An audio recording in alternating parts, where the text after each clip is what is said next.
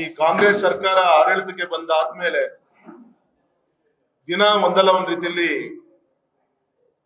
ಗೊಂದಲದ ಹೇಳಿಕೆ, ಅದರಲ್ಲೂ ವಿಶೇಷವಾಗಿ ಹಿಂದೂಗಳ ಒಂದು ವಿಚಾರದಲ್ಲಿ ಮೂಗು ತೋರಿಸುವ ಮುಖಾಂತರ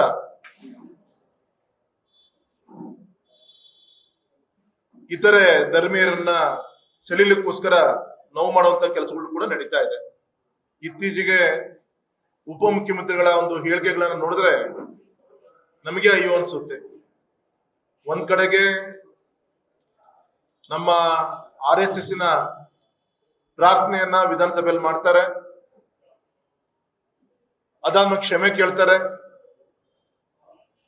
ಆ ತಪ್ಪ ಮತ್ತೊಮ್ಮೆ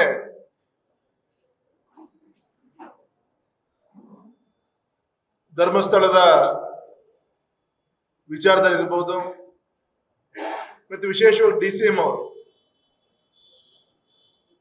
ಚಾಮುಂಡಿ ದೇವಸ್ಥಾನ ಅದು ಕೇವಲ ಅದು ಹಿಂದೂಗಳಿಗೆ ಸೇರಿದಂತ ದೇವಸ್ಥಾನ ಅಲ್ಲ ಅನ್ನೋ ರೀತಿಯಲ್ಲಿ ಕೂಡ ಮಾತಾಡಿದ್ದಾರೆ. ರಾಜಮಾತೆ ಪ್ರಮೋದ ದೇವಿ ಅವರು ಕೂಡ ಅತ್ಯಂತ ನೋವಿಂದ ಮಾತಾಡಿದ್ದಾರೆ. ಈ ರೀತಿ ಗೊಂದಲದ ಒಂದು ಗೂಡಾಗಿ ಅವರ ಮನಸ್ಥಿತಿ ಇತ್ತೀಚೆಗೆ ಈ ರೀತಿಯಂತ ಹೇಳಿಕೆಗಳನ್ನ ಕೊಡ್ತಾ ಇದ್ದಾರೆ. ಮೊನ್ನೆ ನೋಡಿರ್ಬೋದು, ನಮ್ಮ ಸಹಕಾರಿ ಸಚಿವರು ರಾಹುಲ್ ಗಾಂಧಿ ಕೊಟ್ಟಂತ ಹೇಳಿಕೆ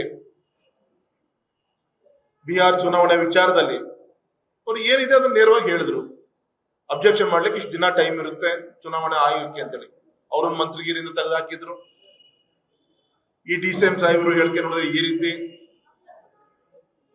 ದಸರಾ ಉದ್ಘಾಟನೆಗೆ ಸಾಹಿತಿಯನ್ನ ಕರೆಸ್ತಾ ಇದ್ದಾರೆ. ಅದು ಧರ್ಮದ ಚೌಕಟ್ಟಿನಲ್ಲಿ ವಿರೋಧ ಮಾಡ್ತಾ ಇಲ್ಲ. ಇವತ್ತೇನು ದಸರಾ ಉದ್ಘಾಟನೆಯನ್ನ ಮಾಡ್ಲಿಕ್ಕೆ ಏನ್ ಬರ್ತಾ ಇದ್ದಾರೆ, ಆ ಹೆಣ್ಮಗಳು ತಾಯಿ ಭುವನೇಶ್ವರನ್ನೇ ಒಪ್ಪಿಲ್ಲ ಅವಳು, ಇನ್ ಚಾಮುಂಡೇಶ್ವರನ್ನ ಒಪ್ಲಿಕ್ಕೆ ಹ್ಯಾಕ್ ಸಾಧ್ಯ ಅನ್ನೋದು ನಮ್ಮೆಲ್ಲರೂ ಕೂಡ ಚರ್ಚೆ. ಹೆಚ್ಚಿಗೆ ಬಿಡಿಸಿ ಹೇಳುವಂತ ಅವಶ್ಯಕತೆ ಇಲ್ಲ. ಈಗಾಗಲೇ ನಮ್ಮ ಪಕ್ಷದ ಒಂದು ನಿಲುವನ್ನ ಗೌರವಿತ ಕೇಂದ್ರ ಮಂತ್ರಿಗಳಂತ ಶೋಭಾ ಕರಂದ್ಲಾಜೆ ಅವರು ಮಾತಾಡಿದ್ದಾರೆ, ಸ್ನೇಹಿತರಂತ ಪ್ರತಾಪ್ ಸಿಂಹ ಅವರು ಮಾತಾಡಿದ್ದಾರೆ, ಗೌರವಿತ ಯದುವೀರ್ ಅವರು ಅಲ್ಲಿಯ ಲೋಕಸಭಾ ಸದಸ್ಯರು ಅವರು ಕೂಡ ಮಾತಾಡುವಂತ ಪ್ರಯತ್ನ ಆಗಿದೆ. ಧರ್ಮಸ್ಥಳದ ವಿಚಾರದಲ್ಲಿ ಮುಖ ಮುಚ್ಕೊಂಡು ಓಡಾಡುವಂತ ದುಸ್ಥಿತಿ ತೆಗೆದುಕೊಂಡು ಬಂದಿದ್ದಾರೆ. ಈ ರೀತಿ ಉದ್ದೇಶ ಪೂರ್ವಕವಾಗಿ ಹಿಂದೂಗಳ ಒಂದು ಮನಸ್ಥಿತಿಯನ್ನ ನೋವು ಮಾಡುವಂತ ದುರುದ್ದೇಶವನ್ನ ಇಟ್ಕೊಂಡು ಈ ಎಲ್ಲ ಷಡ್ಯಂತ್ರಗಳು ಮಾಡ್ತಾ ಇದ್ದಾರೆ. ಹಾಗಾಗಿ ಇದೆಲ್ಲದೂ ಕೂಡ ನಮ್ಮ ಕರ್ನಾಟಕದ ಜನ ತಾಳ್ಮೆಯಿಂದ ಗಮನಿಸ್ತಾ ಇದ್ದಾರೆ, ಸರಿಯಾದ ಸಂದರ್ಭವನ್ನ ಕಾಯ್ತಾ ಇದ್ದಾರೆ.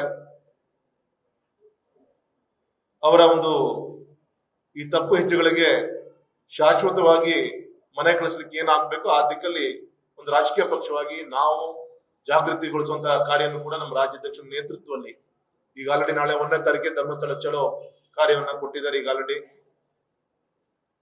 ಇನ್ ಚಾಮುಂಡೇಶ್ವರಿ ದಸರಾ ವಿಚಾರದಲ್ಲೂ ಕೂಡ ಇದೇ ರೀತಿಯಂತ ಹಠವನ್ನ ಮಾಡಿದ್ರೆ ಸರಿಯಾದ ರೀತಿಯಂತ ಬುದ್ಧಿ ಕಲಿಸುವಂತ ದಿನ ದೂರ ಇಲ್ಲ ಅಂತ ನಾನು ಹೇಳಲಿಕ್ಕೆ ಇಚ್ಛೆ